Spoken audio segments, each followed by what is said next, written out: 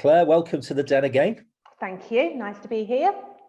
Yeah, lovely to see you. And let's just start before we get into the day job with these things that are keeping you busy at the moment, because I think, we deserve to give ourselves a pat on the back, really, don't we, as a city, and the way in which we've been able to organise a very successful test and trace system.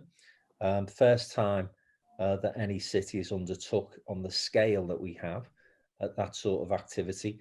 And I know that you've been very involved in the logistical organisation of that. So tell us a little bit about how that's been going. I mean, it's gone great, isn't it? I think that when we kind of had those really high results on COVID, it was only 7 weeks ago. So if you think where we were there and where we are now, I think that's an absolute result of people's willingness to kind of try something. And I think the testing thing, it had nothing to do, Tony Reid, the chief executive, and the mayor had the conversation with the government.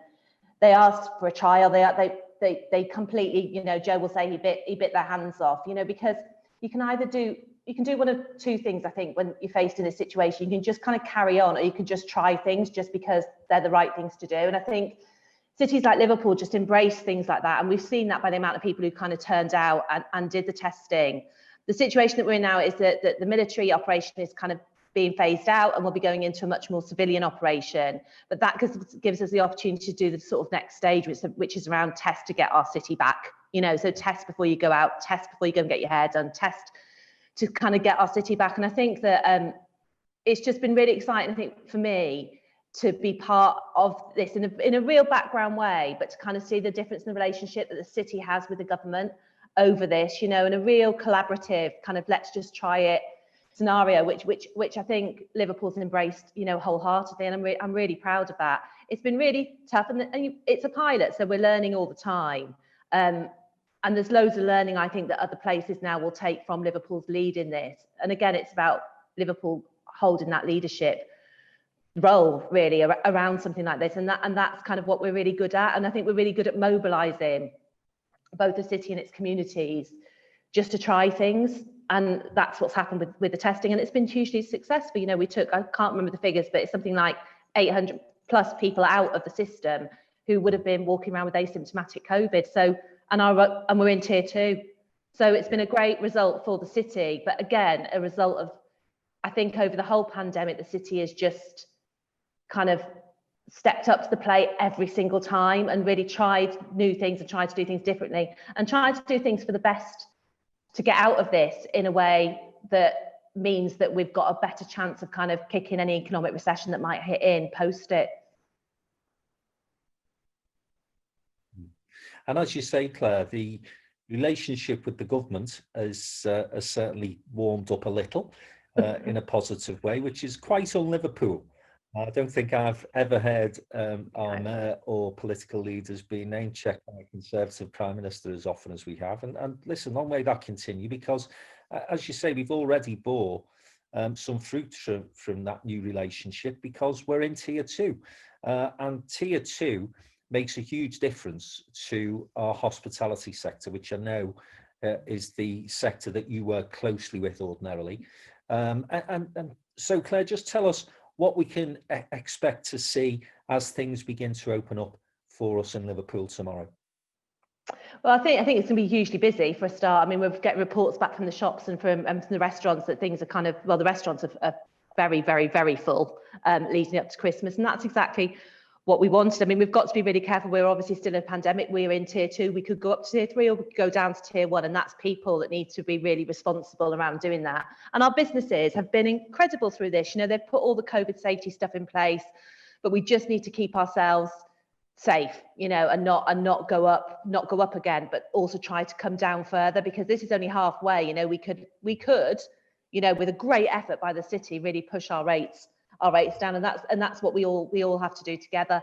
I think there's obviously some stuff around the high street, around retail that's come out today around Debenhams and Arcadia, which I think will be a bit challenging for Liverpool. But also, if you listen to Liverpool One, they are getting a huge amount of interest from new brands who want to kind of come and base themselves in the city. And I think that is a real sign of a success story, both for us, but also a bit of hope for us to be able to kind of leap back in to a successful 2022 won, and kind of use this year.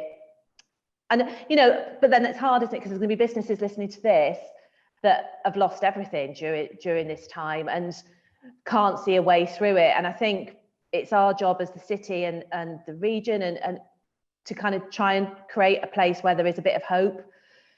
And we need to kind of be the city that makes the most fast recovery once we've been vaccinated, once we can, or, you know, or even if we have to operate in a COVID safe manner, kind of moving forward, we need to be that city that people come and say, actually, you've proved yourself with mass testing. You've proved how far that, you know, that you can bring infection rates down because people are responsible the way that you have done. What can we do with you next, Liverpool? Well, how can we trial those big events at the arena? How can we bring business conferencing back? How can we look at some of our streets around safe testing, and how can we get people kind of tested and into restaurants and into bars kind of in a faster way? So I think there's everything to play for, really. And I think that, again, that relationship with government has meant those doors have opened to us to have lots of different conversations that we wouldn't necessarily have had before we did the test. Yeah, and just in terms of business support, and let's just go back a few months now, because we're clearly focused and naturally focused on the here and now, and that's the testing regime, and as we move, as I say, tomorrow to opening up again. But right at the outset of this, what's impressed me about the City Council in particular is the speed with which it's reacted and the flexibility it's demonstrated, Claire, in terms of getting those grants out to businesses that really needed them in the first instance, because there were many companies, let's face it, who were basically facing bankruptcy within a couple of months. And as I say, what impressed me with the city's ability to get that money out of the door. And I know how much hard work went into making that happen. And I also think the attitude that was shown by the leadership of the council there, which was, listen, we may get some of this wrong, so we might not exactly target the money where it's most needed all of the time, but actually the main thing is to cut through the red tape, cut out the bureaucracy, and get this cash out the door to the businesses that need it as quickly as possible. And it was a huge challenge, but we did it really well, I think. Yeah, and I think, you know, it's colleagues in the city, you know, people like Darren Hardy, you know, the chief executive, you know, all of those all kind of did all that brilliant work, and the finance guys at the council. But I think that's really important, because when you're in our jobs, you've always got to remember that you're in a job, and those are people like for if you just think about some of the tiny restaurants and bars that we support as a city, the last thing they would have been able to think about when they're thinking about their mortgage and their and what they're doing is Without Walls is a really good example. Tables and chairs was a really simple idea, and we might have got some of that wrong, but the majority of it we got completely right, because who would be thinking about buying tables and chairs when they were thinking about opening up again, bringing their staff back from furlough, all those things. And I think when you're in our roles in the public sector, our job is really to make things, should be about making things easier. And I think when we started when we went into this pandemic, which is really shocking actually, if you think this time last year, who would have thought we would have been talking like this now? You know, we were in the middle of Christmas, everyone had been partying. It's shocking what's happened over the last year. And I think that's really interesting for me about how that shock plays out in the future as well, because I think we've just got on with it, haven't we? Everyone's just got on with it. You've opened your restaurants, you've opened your bars, you've opened up business. The word's pivoted, isn't it, everyone uses, but Liverpool has pivoted absolutely to face this challenge. But I think the long-term challenge will be how you keep that energy up as a city and how you think of the next things. And that's what we've got to start thinking of now. What is 2021's plan? What are those big things we're going to be aiming towards? How are we all going to be faced in the same direction? Because what I've been really impressed with working in the City Council over the last year, and I've been here a long time, but over the last year, it's felt like it's become really dynamic. So things can happen really quickly, you know, things that would have taken weeks before, weeks of conversations suddenly happened within the space of kind of 24, 36 hours. And that's the pace we kind of need to carry on at in normal times to make things happen for here. And you mentioned there, Claire, one of the most successful initiatives, again, one that was benchmarked by other cities once we put it out there, which is Without Walls. And again, there are plans to continue part of that initiative, aren't there, going forward? Yeah, and that was, that was Joe Anston, really. You go to him thinking, can we do anything for restaurants and bars? And 10 minutes later, you've got a whole very complicated program to work through. So, but it was again going back to the point about why we're here. If we have capital money, we don't have much capital money, but we had capital money sitting in the halls. Now with COVID, we couldn't utilize that capital money because we couldn't get anyone into the halls to actually do the kind of restoration work within it. So the best thing that we could have done was to reallocate that capital money to things that would help businesses get up and going. And I think the worst thing that could have happened for this city is those real independents that we supported through Without Walls would have gone to the wall during this time, because it's taken us 15 years to build up that reputation, especially around the food and drink offer, especially around the city centre, which is a completely different city centre than even 15 years ago. Castle Street was dead. It's been incredible all summer and will be for the rest of the year. So I think shutting those two streets off, Bold Street and Castle Street, has given us a different perspective of a city, and it feels much more European. It felt like that during the very hot weather of the summer. Probably quite not as much in the north yesterday. But I think what the next job for us is to really look at those streetscapes of those two streets and think how we start to bring public art into them, start to look at the public realm around them. What do we do around great lighting? What is the reasons to get people coming back into the city centre? Do we tried a couple of markets during the summer? Do we do more markets to bring kind of that kind of craft offer and independent artists and all that back into the city? And a great city centre will reinvigorate business, full stop. It's not just about the hospitality and retail, it's a circular economy. And we need to bring that back and full on, and we need to provide a load of event program around that so that people want to come back to this city when we can bring domestic and international tourists back. And so as we look ahead, Claire, I know there's some plans in place for Christmas, and obviously you've touched on the safety element of that, so there will be a testing regime remaining here, and I think that's still being worked up, to be fair, but it's still going to be an important part of what we do moving forward. But I know that you've got a vision for how we start to come out of this. I don't want you to give too many secrets away, but nonetheless, it's important to have those aspirations and maintain that ambition of putting on fantastic events in the city, because, as you rightly say, we've built the last 15 years successful economy, being able to attract visitors who come to see what is a thriving, dynamic, and let's face it, entertaining city these days. Yeah, and I think that word's really right, that word entertaining. I think that's completely right for Liverpool. Yeah, I think it's been quite an odd year, because we were always trying to plan to do things. So we were going to plan to do something in October, and then obviously, the further lockdown happened, so we've pushed that back again. So we're looking to start potentially again in February with a big lighting event, but who knows at the moment, because we have to keep our eye on the pandemic. But with vaccines coming back in, there is the real opportunity for us to start planning events in a COVID safe manner as well. So even if we do go up or down, we can still kind of try to keep things going.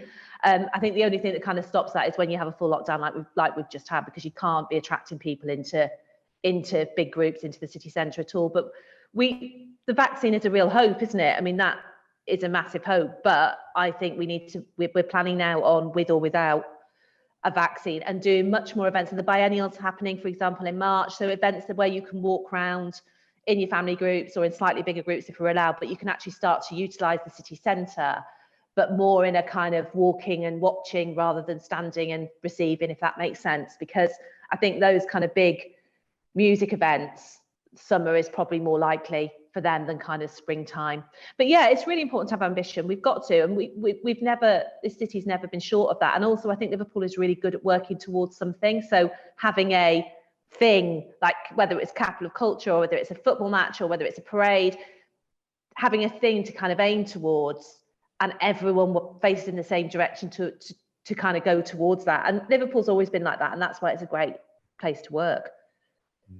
And whatever happens, the Good Business Festival, its second leg, will feature in March, I think I'm right in saying. So tell us a little bit about that. People who perhaps not aware of what's going to be happening. What's the next step as far as that? Well, we did an online version. I mean, the team have done it because we've obviously been doing loads of other things, but they did an online version because it was supposed to be a live event in October, which was about kind of celebrating and talking about what makes business good, what is a good business. And in this city where there's so many kind of entrepreneurs and all that kind of work has been at a really grassroots level, really escalating that and kind of starting to think, if there's one place in the country that could do a festival of good business, it should be Liverpool. It should be about all those businesses that are doing things for social purpose or doing things that are kind of ecological. All those things should centre themselves in Liverpool. So the city region took a really brave step and moved into that sphere and really kind of claimed that before basically someone else does, because you hear all the talk in America, you hear all the talk about those big firms really starting to think about how they behave in this world for the future. So Liverpool kind of captured that huge amount of interest from government, huge amount of interest from some of the big names that people might have seen on the online or on the kind of virtual world that we worked with. So from Greenpeace through to Ipsos Mori, so some of the really, really big names in the business world, MasterCard, Iceland, all those players all wanted to be part of this event in Liverpool. So that was a virtual event. It's probably one of the best virtual events I think there's been in the country actually over the whole pandemic. It was beautifully done and really, really professional. And I think, and now we're looking at what that live version looks like. Again, so looking at whether we have to do it with COVID or without COVID. Let's hope not, because it would be great to have all those businesses showing their wares and talking about themselves, bringing all our international partners together and showing this city at its best. But if we have to do it through COVID, we will. And then the second part will be specifically looking at that context within the city region. So all those businesses that are really starting to fly or are really established, but doing good business in the city region, will be focusing on. And that includes things potentially, and I can't really say because I'll ruin it a bit. So looking at things around I can't say, I know because we haven't released it yet. But there's some really things that you wouldn't expect about the city region that we're going to really highlight within the Good Business Festival. And we're also doing a huge, which I'm loving, a huge children's education programme, which is called the Little Good Business Festival, centering specifically around Knowsley and potentially somewhere in Knowsley. I'm going to say too much, stop me. I'm not allowed to say because we haven't announced it yet. But some really, really big names, both from government, but also big business names who are really keen on this agenda, but want to be part of this story in the city region. And I think that's what's been hugely exciting for me about doing the Good Business Festival. It's about galvanising everyone around a common cause, and that actually is the future. So what better common causes than that? And if we move slightly away from business, but these things are all interlinked, and I'm not trying to get you into trouble. I'm just thinking we are, there's only you and I on the call. Exactly. And listen, culture is such an important part of what Liverpool is about, and we've got some fantastic cultural venues that Claire, have been really challenged over the past 6-7 months. And it's such a shame because actually, you mentioned this, we'd have all been partying now on the back of what was promising to be an absolutely outstanding 2020 for Liverpool. Yeah. All the stars were aligned. We had some great things planned. We had some fantastic shows that were coming to town. And of course, it didn't happen. But you're talking to those cultural venues. You are liaising with them now and looking ahead to what we might be able to start to recover as we move into 2021. What's the sort of motivation levels amongst those organisations? Are they starting to see some light at the end of the tunnel, or are we too early for that yet? No, I think they are. They did a cultural recovery fund, which has been, which we did quite well out of as a city. So the museums are all opening tomorrow. The theatres are doing panto. The galleries are opening tomorrow, and I think probably for all of them, it's the stop-start nature of this that's been really hard, because if you're doing a theatre show, you've got to rehearse for 3-4 weeks before. So the stop-start nature for all of them has been really, really tough. But they're so collegiate in Liverpool. The smaller cultural organisations, the festivals, the really vibrant sector that we've got there, all work together under an umbrella called CUL. The bigger ones, the more building orientated ones, operate under an organisation called LARC. They meet every week, every 2 weeks, and are collaborating. And we haven't, I don't think we've lost any cultural organisations during this at all, actually.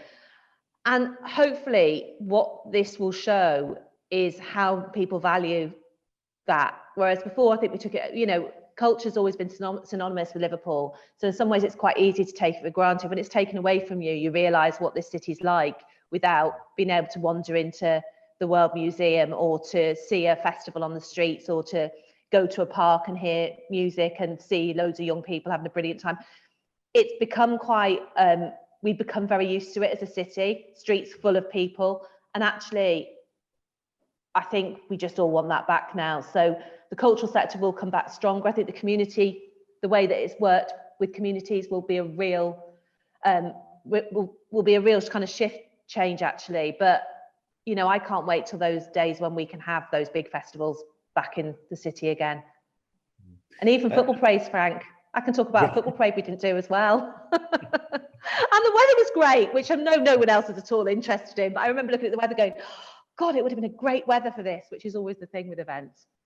No one else would be thinking about that. You'd been thinking about the football, but I was thinking about the weather. It was like the best summer we've had for years, wasn't it? It was such a shame. Yeah. Enjoy it to its fullest extent. And, you know, sport again is, as with culture, is synonymous with the city. And then, of course, we started to develop this really strong music programme and a diverse music programme with some great festivals, but then with things like Sound in the City and other things that were happening. You know, I don't know, Claire, you know, what's your instinct in terms of when we will be able to start to see some of those bigger events coming back? Have you got any sort of sense as to, well, yeah, actually, that's a benchmark for me to aim towards organised things for that time of year? I mean, we're hoping for summer. So we're starting to think and plan around the summer at the moment, but it's always in hopes, you know, so there's nothing definite as we've learned from this last year. I think what's been really interesting for me over this time again, and I think it's because of Liverpool's been out there so much in the news, is the amount of independent promoters that we've had really, really interested in coming to work with the city. I mean, international promoters that we've attracted before in kind of small ways, but never to this extent, never where people are kind of contacting us to talk to us about what the city's doing. There's a couple of things around that. One is around the Massive Attack collaboration that we're doing for Business Festival, which might have got a little bit missed actually in the whole day of the Business Festival because there was so much on that agenda. But actually the event with Massive Attack is completely transformational in terms of how you look at the environment and music concerts and how you can have a sustainable event, a sustainable music event. It's really, really hard because touring doesn't necessitate kind of being environmentally friendly. But the Massive Attack relationship, I think, will set us apart again as a city that is on the front foot for moving forwards, doing things differently. And I'm really excited about that. But that has led to a load of other people having interest in the city and having interest to come here and to do work here, which will be brilliant. But also just finishing, we've just done a piece of work led by Yao Susu, who's done a program called On the Record, which is looking at kind of the Black music history of this city. And if people haven't seen that,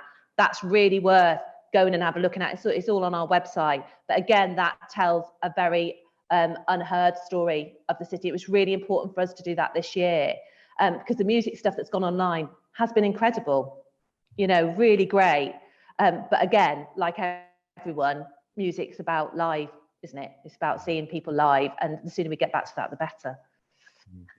You mentioned that there will be some activity going on within our theatres, pantos. I think the Arena are doing some shows as well. I'm assuming that's all going to be socially distanced. Yeah, which I think, well, do you know what? I'm assuming, yeah, definitely. But I'm assuming you can sit in family groups. So you might still be able to have fun with, rather than be sitting watching a panto by yourself with like 6 seats between you. So I'm assuming that's still the case. But yeah, so the Philharmonic's opening again, the theatres. It'll be very different, I think. But I think the Playhouse is doing a Christmas Carol, which is slightly more, you know, might be better just to watch, but I'm assuming panto you can still sit with your family. Yeah. I think the testing regime, though, as well, opens potentially other opportunities here, doesn't it? Because if we can get to a place where we can open increased capacity venues on the basis of people being tested before they actually go to the venue and are able to say, I'm virus free and therefore I'm okay. This is common sense, which seems to have gone out of the window at times during the past 7 or 8 months. But at some point, I'm guessing that there will be some guidelines around that.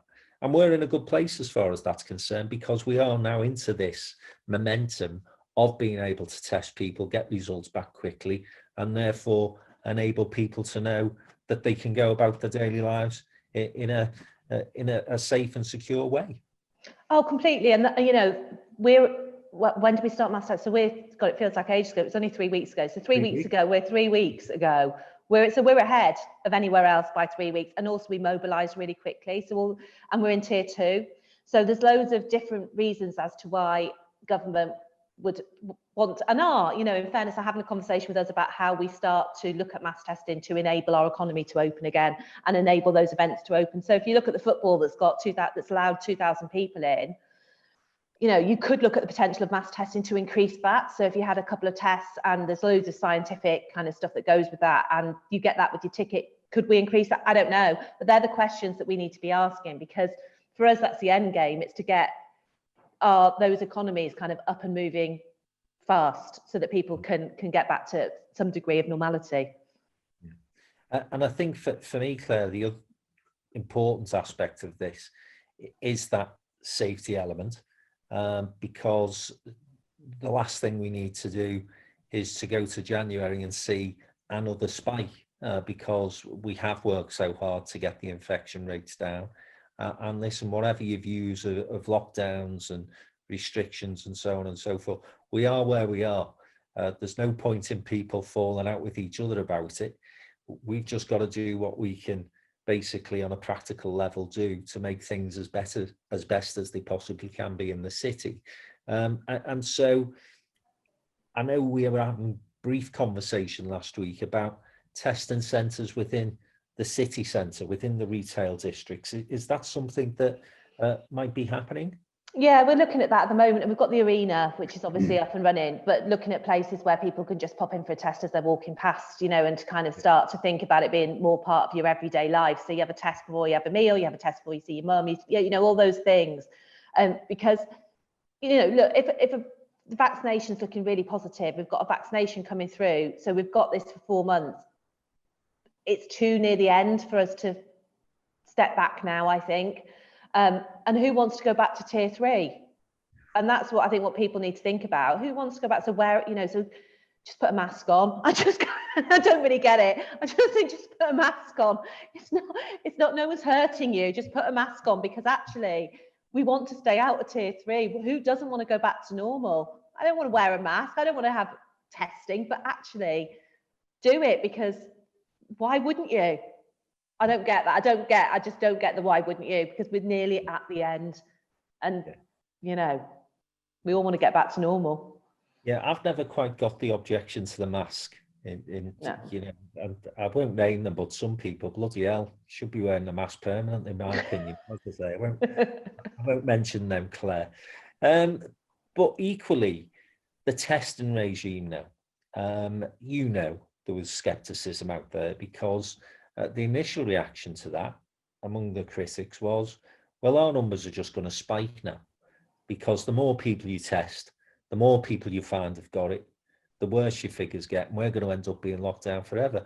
Well, that myth has been well and truly busted, because the numbers have tumbled, and as you rightly say, we're in tier 2. But the other play I'd make is, look, we're coming up to a time when you've been told you can go and see your family. People that you may not have seen for a couple of months, certainly people who are going to be categorised in that vulnerable group. Why wouldn't you, for the sake of them, if not for yourself, just go and get a test? Because why would you want to put one of your closest relatives and loved ones at risk for the sake of a 20-minute turnaround test? It is bizarre to me. I can't quite get my head around people's thinking as far as that's concerned. And that testing is in place right now in Liverpool. You can go down to the arena now and get that sorted out, can't you? Yeah, and I think it does give you, I've had a couple of tests now, and it does give you that sense of, oh my God, I am all right, and I'm not going to breathe on someone or give it to someone. And I don't know, the guilt, it's just a horrible thought, isn't it? If you gave it to someone who was vulnerable, you just can't go there in your head. So why wouldn't you just go and get a test? It's not, you know, I hate cotton buds, bizarrely. So I've got a freaky thing about those things, but they're tiny. They're tiny, and it's fine if people haven't already had a test. But it just should become part of every day, because it's just that bit of hope, you know, and it's about thinking, actually, I'm not infectious at this moment. You know, I'll still keep my distance, still keep my face mask on, do all of that, but I'm negative, and I really don't get why people, I don't get it at all. Yeah. Because why wouldn't you? I don't. I'm baffled, and I've had conversations with people about this, and I still can't get the rationale. And I've tried to listen as objectively as I can. And this, I'm not. Other parts of the country would bite our hands off, Frank. I mean, my God, you know, you imagine this. We've had this opportunity in this city, and we've brought our rate. We're the only place to come down a tier. That is wonderful. That is just wonderful for all those restaurants that are opening, all those jobs that potentially have been saved. I mean, it's not just about taking people out who've got COVID, all those numbers. Imagine the jobs that have been saved by us coming out of tier 3, 2 weeks potentially earlier than anyone else. That's massive for people. Yeah. And so, listen, clear message from us on this call. You know, as you say, not a big deal. Social distance, go and get yourself tested, all those great things. But most importantly, enjoy Christmas, because we can, and we can enjoy Christmas in a way that many others in the country can't at the moment. So be thankful for that. But ultimately, Claire, as I said earlier, you will be looking way beyond Christmas. You will be looking at 22, 23, 24, 25. But equally, there were some things that we should have done this year. And I'm just wondering whether we can replicate any of that stuff we've missed out on. You know, some of the things that... Are you thinking about football parades? I'm thinking about, well, not I'm hoping that we could do a joint one. Yeah. Well, we'll see. I just like one step too far for my events team. But in fairness to Liverpool, in terms of the football club, briefly, listen, we've all got to accept the economic impact that sort of activity has. Yeah. Not just in terms of the numbers it generates in the city, but the pictures that go worldwide. And we know how important that was, how positive that was, when that team that shall remain unmentioned won the Champions League. So that parade. So yeah, it's things like that, as I say, we missed out on. Any sort of conversations, plans to maybe have a do-over on some of that stuff? Yeah, I mean, I think we have got really big plans for 2021, but again, they will just keep shifting, because who knows? But we've got really big plans for it. So yeah, I'm not saying anymore. I'm not getting it out of you, am I? Oh no, but also on things like River of Light, which we have talked about before, it is really odd, because we had just kept having conversations. We just moved it, and it was literally getting the lights in and out of the cupboard. Not particularly. They are a little bit better than that, obviously, but you just like, oh, right, we'll get the light. No, we won't do it. Yes, we will do it. So it just becomes, for everyone, this year's been a bit like that. But we won't be disappointed in 2021. You just won't. It'll be fine. I'm not telling you anything else. Move on. Listen, if you've got a question for Claire and you're with us today, pop it into the chat room, and we'll try and get to you. I'm going to spend the last few minutes really reflecting on your time in Liverpool, Claire, because it's very easy to forget what came before the pandemic, because it has been all-consuming in a sense for all of us this year. But you came along to one of our rare live events this year that we've been able to do at the wonderful Hilton Hotel, very safe and secure, all socially distanced. But you were reflecting on the time when, you know, Liverpool wasn't seen as a city that was a particularly attractive proposition. It certainly had lost its mojo as far as culture, entertainment, visitor numbers were concerned. And you were just talking a little about the lead into 2008. And a couple of people said to me afterwards, didn't know any of that. And I'm sure there's other people on the call that don't know about that either. So let me just take you back to those heady days of the, I might start shivering. the early noughties. And the reason I want to ask you this, Claire, is that actually, you know, I think we're in a much better place now than we were then. And that really, to me, sums up that it's not insurmountable where we are. Because if you'd have said in 2002, well, by 2015-16, Liverpool's going to be one of the best visited cities in the country. We're going to have spectacular hotels and restaurants. We're going to have an arena that's attracting thousands, millions of people. You'd have laughed at them, wouldn't you? And that's really what I wanted to get out of your reflections on that early period of your career in Liverpool City Council. God, I have been here a long time now, but I think George said Miss Havisham of the City Council, but I think that's true. But I think what I'm really interested in, as you get older, I think it's really worth reflecting on kind of the people that have been before you in some ways that have made those massive differences. And I think on the build up to Capital of Culture, there was such.